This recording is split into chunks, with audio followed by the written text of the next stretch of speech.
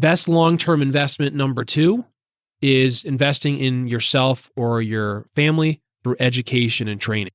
You may be thinking, well, what is this? How is this helping me grow my money? Well, this is really helping you to grow your income. And if you're able to grow your income, then theoretically, you'll have more disposable income that you can then save in something like an index fund or some of these other investments that we'll talk about. Are you ready for a successful retirement? We're addressing the topics facing today's retirees. Welcome to Retire with Ryan. Now here's your host, Ryan Morrissey.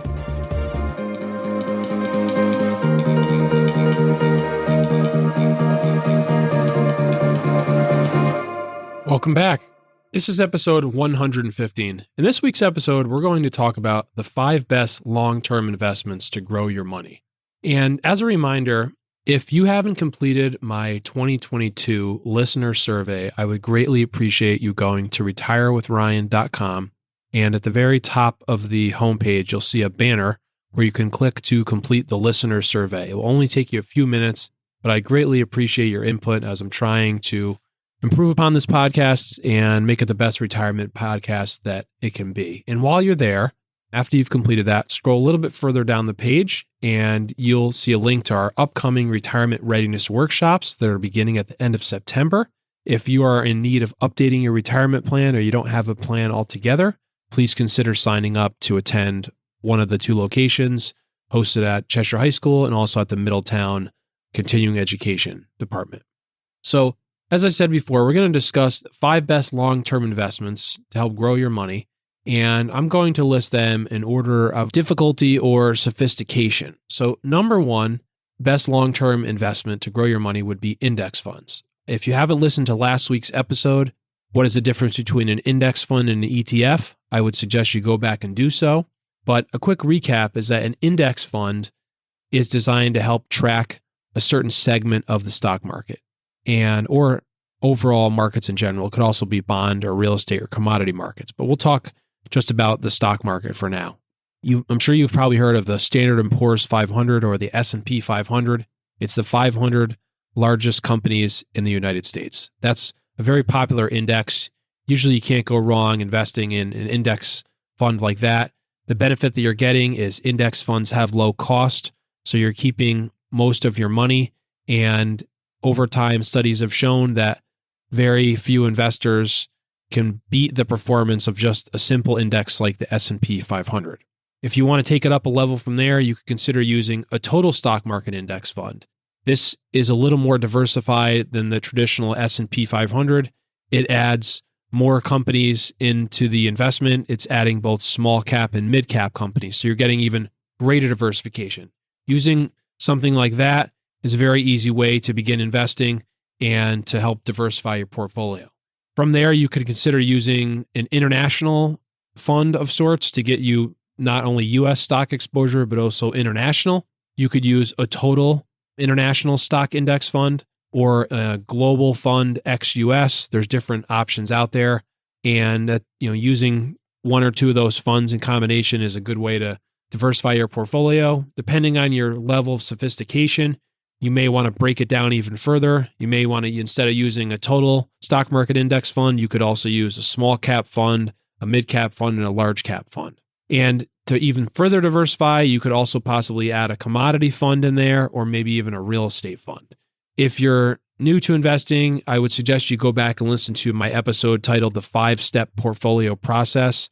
This can give you a larger breakdown of building your investment portfolio and how to properly invest your money. Best long-term investment number 2 is investing in yourself or your family through education and training. You may be thinking, well, what is this? How is this helping me grow my money? Well, this is really helping you to grow your income. And if you're able to grow your income, then theoretically, you'll have more disposable income that you can then save in something like an index fund or some of these other investments that we'll talk about. But obviously, education is very important. For many people, that means attending college, though you don't have to attend college to increase your education. You can invest in yourself by training to learn a certain skill, a certain trade, maybe a certain expertise such as website development or coding, there's a lot of things that you can learn to do that will improve your income potential. And that's definitely a worthwhile investment. And it is a more long-term investment because most training and education that you can go through that's really going to grow your income potential, if this is either taking you into a totally new field, or maybe you're adding your master's or a different expertise that's going to allow you to grow your income, it's probably going to take a number of months, if not a number of years, to complete this training. But it's well worth it. Definitely, before you invest in any education, always do some research to figure out what your potential income is by completing this education and training. And you need to do a cost-benefit analysis. If it's going to take you 20 years to get back the investment that you're making in this education, maybe it's not worth it. But if it's going to take you 3 to 5 years to make back the investment you're making in your education, it's probably well worth doing. Best long-term investment to grow your money, number 3, is investing in real estate. I've talked about real estate in a few different episodes. I would suggest going back and listening to 6 ways to make money from real estate or 7 things to know about investing in real estate. So why is it that investing in real estate is a good long-term investment? Well, one of the major reasons investing in real estate is depreciation. If you are investing in something outside of your primary residence, some type of a rental property, whether it be commercial real estate or residential, whatever you pay to acquire that property, a certain percentage of that acquisition cost you can write off. It's called depreciation. And if it's a rental property, you're able to depreciate this over a residential rental property. You're able to write this off over 27 years. So what that means is that if you're collecting income from this property, hopefully, you're able to offset part of that income with this acquisition cost of the property, which means that you might be making positive income from the property, but you're not actually showing it on your taxes. You're able to offset that. So that's one really big benefit. And this is for commercial property. You're able to write this property off over 39 years.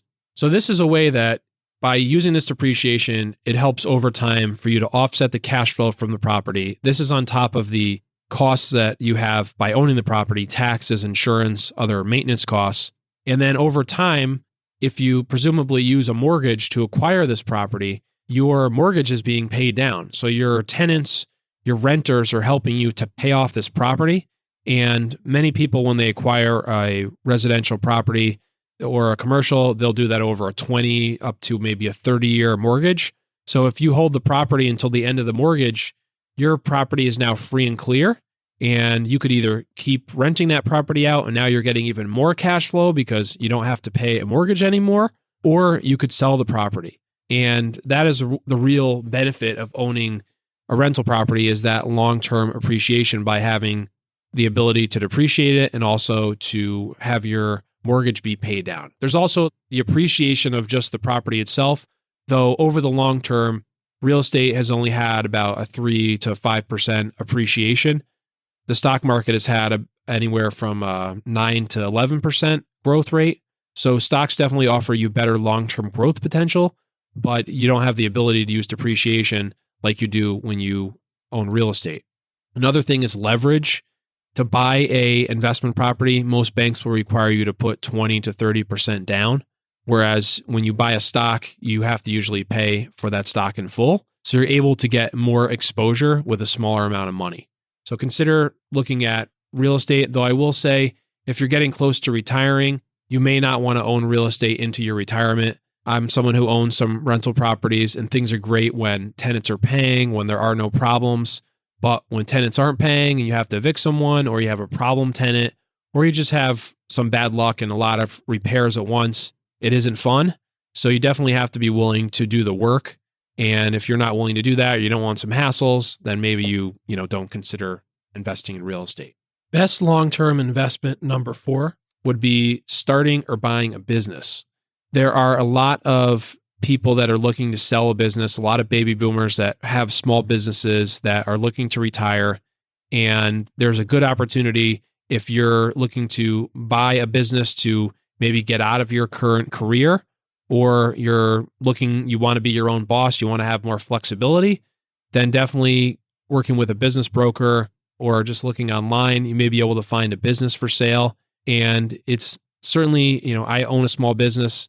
It's not easy to run a small business. Everything falls on you, right? The buck stops with you, but it is rewarding. So you have the ability to draw a salary from that business and also the potential of selling the business down the road, just like the owner who's presumably selling it to you. There's a potential for you to sell it down the road and maybe even grow it beyond what you pay for it to sell it for even more.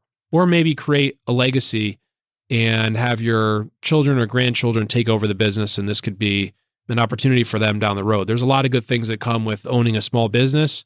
You can also start a small business, though that is a lot harder because you're starting something from scratch. You have to develop systems. You have to figure out if it's a worthwhile business, whereas buying an existing business might be a somewhat safer way to go. And best long-term investment, number 5, for those investors who are more sophisticated, who are willing to do more research and put some more time into managing their investment portfolio, you could consider owning individual stocks. And it's obviously very easy to get stock ideas, stock recommendations. There are many of them out there. Unfortunately, as I mentioned in the first investment, for a lot of people, you are better off just owning an index fund. It's going to be better for you over the long term, frees up a lot of your time. But if you're someone who wants to take on that additional risk and you like following individual investments, stocks, you like doing research, then consider owning individual stocks. There's a couple rules, however, I would follow if you're going to own individual stocks. Just remember 5, 10, 20. The 5 means don't have an individual stock represent more than 5% of your portfolio. 10% means that you definitely don't want to have a sector in your portfolio represent more than 10%. And the 20 means that you want to own at least 20 individual stocks. Why 20? If you own 20 or more, studies have shown that if one of the stocks that you own has a major loss or maybe it completely goes bankrupt, that's not going to ruin your retirement or your investment portfolio. So anytime you're investing in individual stocks, you follow those rules. It's going to help you to prevent major losses. Now, it also could limit your upside. If you were to put all of your money in just 1 or 2 stocks and those did really well, that can make you a lot more money than if you owned 20 stocks. But you might also lose a lot of your money by just owning a few stocks. So consider that 5, 10, 20 principle. And anytime you're investing in individual stocks, you want to make sure that you have broad exposure to the different sectors in the S&P 500 so that you're not just overall weighted, let's say, just in technology or maybe in energy. You're going to have a lot more volatility and you're taking on a lot more risk in your portfolio by doing that. So I hope this was helpful. These are investments that I have made myself and that I've seen clients make, and they have helped create a lot of long-term growth for people. And you don't have to make things very complicated. You can keep it simple and do very well to continue to build and grow your wealth. As a reminder, if you haven't completed my 2022 listener survey, please do so by going to retirewithryan.com. Have a great week, and I look forward to talking with you next Wednesday. Take care. You should consult a financial advisor familiar with your specific circumstances before you make any financial decisions. Nothing in this broadcast constitutes a solicitation for the sale or purchase of any securities. Any mention of rates of return are historical or hypothetical in nature and are not a guarantee of future returns. Ryan Morrissey, CFP, is an investment advisor representative of Morrissey Wealth Management, LLC, a registered investment advisor.